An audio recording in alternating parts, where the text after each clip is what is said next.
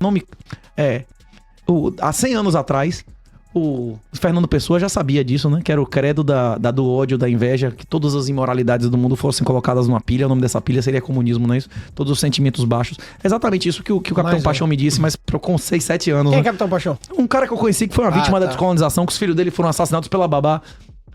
Porra. Ele disse, eu nunca matei ninguém. A primeira pessoa que eu matei foi a babá que estrangulou minha filha. Eu disse, pare, ela não parou. Depois que estrangulou minha filha na grade, eu dei a volta, quem estrangulou ela fui eu.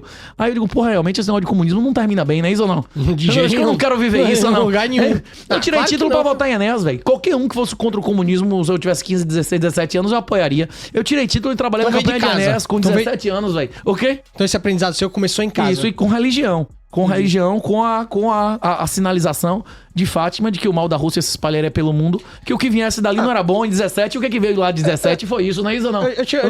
E além disso, o conhecimento com a adolescente, eu conheci diversas pessoas que se fuderam no Vietnã, Boats People, que se fuderam na China, que se fuderam no leste europeu, que se fuderam na África. Eu digo, porra, velho, todo lugar que tem revolução comunista é mortandade de criança inocente, velho. Acho que eu não quero isso não, velho. Isso não deve ser uma coisa boa, né? Ou não? Hein? Não, com certeza, não deve não. Enfim, a história... Quando você lê no livro é uma coisa, quando você conhece o brother, rapaz, o quê? Até porque os livros não contam de forma real, né, velho? Vamos ser sinceros, né? Eu tive, na minha adolescência, eu conheci um monte de gente que se fudeu em vários lugares do mundo com comunismo, velho. É mesmo? Porra.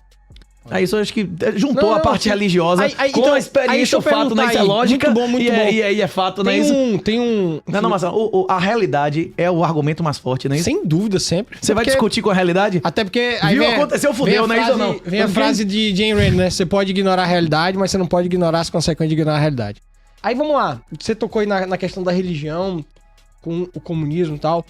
E apesar de eu não ser religioso, principalmente como instituição, Igreja Católica, tá, etc., principalmente. Mas eu tenho que reconhecer a realidade. E aí, reconhecendo a realidade... Mais importante do que a religião... Porque tem gente que diz que tem religião, mas acha que a moralidade é relativa. Você é um cara que reconhece que existem leis imutáveis, não é isso? Sem dúvida. Pois é. O mais importante pra você se opor ao comunismo não é o fato de você acreditar ou não em um Deus, ou no Deus criador do universo, ou se o Deus... Se a verdade ela é relativa ou absoluta. É só isso. Sim, concordo com você. Inclusive, o libertarianismo traz uma ética absoluta pela lógica, sem o cara precisar acreditar em Deus e nem em justnaturalismo. Sem dúvida. Que é como é o PNA sem dúvida. Do Rothbard e do Ropa, que é através da teoria da argumentativa, não é isso? Sim, perfeito. Aí, mas eu reconheço, e quem me abriu muito o olho pra isso foi Taleb. Acho que, não sei se foi em Cisnegro Arriscando a Própria Pele, que ele traz que o cristianismo salvou o mundo, porque o Ocidente tal qual ele é hoje. E essas regras que a gente considera morais, elas são muito alinhadas com os valores morais religiosos. Aí eu quero te perguntar, qual é o papel, na sua opinião, da religião? Lembrando nosso tema, Brasil, sociedade falida, moralidade, quem tá falando aqui, vários assuntos. Qual é o papel da religião sobre... qual o papel da religião na montagem de uma sociedade moral? E o cara que não tem religião como eu, como fica? Precisa se basear, então, nessas outras ideologias, por exemplo, e tal? Em relação a Deus, não. Mas em relação ao certo e errado, à moralidade, você tá muito mais próximo da verdade do que o cara que acredita em Deus e acha que a verdade é relativa, não é isso? Concordo. Ou não? Concordo, sem dúvida. Eu preciso concordar com você que existe um Deus pra concordar que existem verdades universais, que amanhã o sol vai nascer de manhã. Eu não preciso nem sequer reconhecer nenhum tipo de lógica pra reconhecer fatos da realidade, não é isso? E os fatos da realidade me mostram que existem regras que são imutáveis, a gravidade continua funcionando hoje como funcionava 1000 anos atrás, não é isso? Sim. Emisão sobre... Não é isso? Emisão vezes emisinho sobre D ao quadrado continua funcionando bem pra caralho, não é isso? Mas eu comecei a contar a história e não passei pra parte final. Na academia, eu fui exposto com o professor Washington, o professor Boaventura, eu tive contato, quando eu fui fazer mestrado em Direito Econômico, com caras de economia política que fizeram a economia política na década de 60.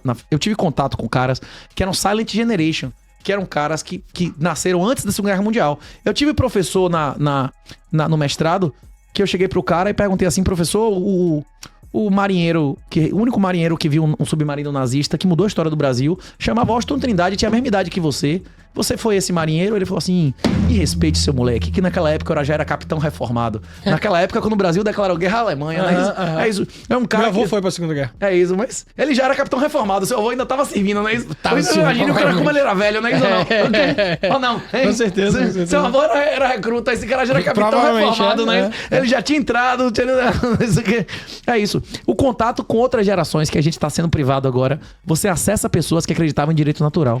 Essa geração não era positivista como agora. O Silent Generation acreditava em Deus, acreditava em verdade absoluta, que a geração dos nossos pais, que nasceu depois da Segunda Guerra, não é isso ou não?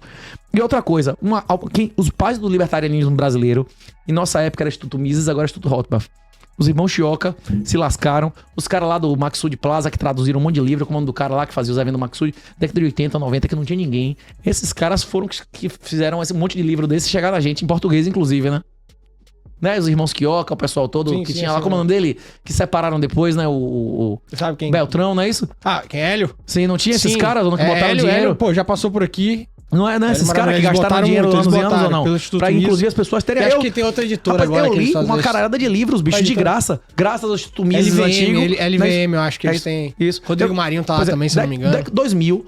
A maioria dos livros de Rothbard, a roupa, eu tive acesso grátis através do Instituto Mises e depois Rothbard, não é isso? Você chega lá, clica de graça, ou não? Sim. Não, eu tenho que dar o crédito a esses caras também, ou não? Pra caralho. Eu tive uma oportunidade uma vez de estar numa mesa ouvindo Hélio Beltrão e Ling debaterem, cara. Foi uma das coisas momentos mais irados que eu tive. Você chegou a assistir aquele Free to Choose com o Milton Friedman? Assistir? Sim. Não, é baseado no livro pra escolher? Porque o livro pra escolher eu já li. Tem um livro pra escolher. Sim, tem uma série de televisão livre pra escolher. Se você tiver... Eu não sabia. Inclusive tem a década de 80 e tem a década de 90. Isso são as primeiras coisas que eu assisti no YouTube. Bote aí, Schwarzenegger, abertura... Schwarzenegger Free to Choose. Tem a abertura do Free to Choose da segunda vez que teve na década de 90. Que é baseado no livro, mas ele vai explicando, mostrando o vídeo. Ele, olha, aqui é Singapura, aqui é Hong Kong, aqui era Hong Kong há 50 anos atrás, uma palafita pior que Salvador. Eles mudaram a instituição, virou isso. Não, eles mostravam mesmo fisicamente, é do caralho. Aí o Schwarzenegger diz assim...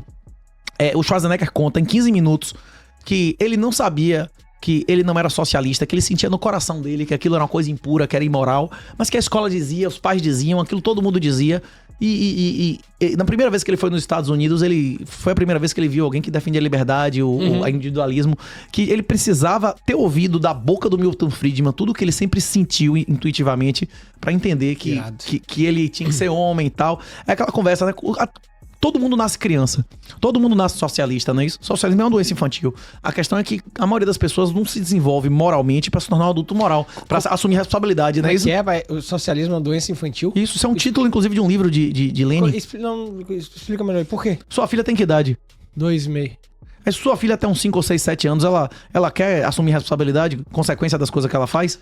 Ela vai querer que tenha comida... Mas ela não tem cognição pra isso. Mesmo com 6, 7 anos, ela tem cognição. Só que ela quer receber ordem. Ela quer decidir o que é que vai ter de comida ou ela quer que tenha a comida certa lá pra ela? Que ela quer ser liderada. A maioria das pessoas hoje, ela vê o Estado como provedor e protetor ou como inimigo? Provedor e protetor, porque eles entregam. A maioria das mulheres... Todas as eleições na Europa, nos Estados Unidos, todas as eleições que a esquerda ganha é com voto feminino. Se o homem não votasse nos Estados Unidos, Trump não era presidente. Por quê? Porque a mulher recebe muito mais recursos do que produz e é muito mais protegida com leis de não fascistas, não é isso? Você já viu? Tem muita mulher lixeira aqui, tem muita mulher trabalhando em rede de alta tensão, hein? Não, mas isso aí não tem lugar nenhum. Isso aí tem até aquele vídeo do Jordan Peterson, né? Tem um vídeo do caralho do Peterson falando sobre isso. Agora servidor público, a mulher da igualdade feminina. E trabalha menos e ganha igual, não é isso? E aposenta antes ainda por cima, né? Engravida, fica 6 meses sem pisar lá. O cara tem um filho, fica 5 dias sem pisar lá, não é isso? Não. É desse jeito. Adota uma criança, não precisa nem parir. Adota uma criança, fica 6 meses sem pisar lá, não é isso? Isso é verdade. Isso é verdade. Vem cá, mas e aí, qual o papel da religião na sociedade? Ela tem um papel? A gente concordou, já conversou 3 vezes aqui sobre a parábola dos trabalhadores das vinhas, não é isso?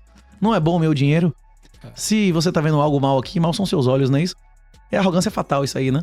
É o problema do uso do conhecimento humano na Bíblia, no parábola dos trabalhadores das vinhas. Jesus diz que é satânico a nossa impulsão, que todo mundo tem essa impulsão, de dizer o que é melhor pros outros, não é isso? De impor a nossa solução na casa dos outros. Eu tenho uma autoridade pra interferir na religião da sua casa? Hein? Jamais. Nós temos autoridade de se meter no rito religioso de alguém? Não, jamais. Sobre qualquer... Enfim, tem zero sobre... A gente tem zero direito sobre qualquer coisa que não seja nossa. É voluntário a religião ou alguém é obrigado a estar ali? Voluntário. É voluntário? É. Tem coisa, o pastor... Ó, vamos dizer que agora você vai para os Estados Unidos. Nesse instante. Tem muita gente legal. Inclusive, tem vários relatos ali. A gente gastou 20 mil reais e foi posto pra... É isso. Aí você chega lá e você não tem emprego. E você não tem mulher e você não tem amigos. E você chega numa igreja e o cara diz assim, você quer trabalhar onde? Aí diz assim, você vai trabalhar nisso, mas eu vou botar você num curso pra ganhar 3 vezes mais daqui a 6 meses. Se você tá pagando dízimo, ele quer que você ganhe mais ou menos o salário. Mais. Se você tá na igreja, ele tem interesse que você case com a mulher de fora ou da igreja. Da igreja. Se você tem empresa ali, ele tem interesse que ele contrate os caras da igreja ou de fora. Igreja. Sem contar Deus, vale a pena financeiramente pro cara pagar 10% do salário dele por isso?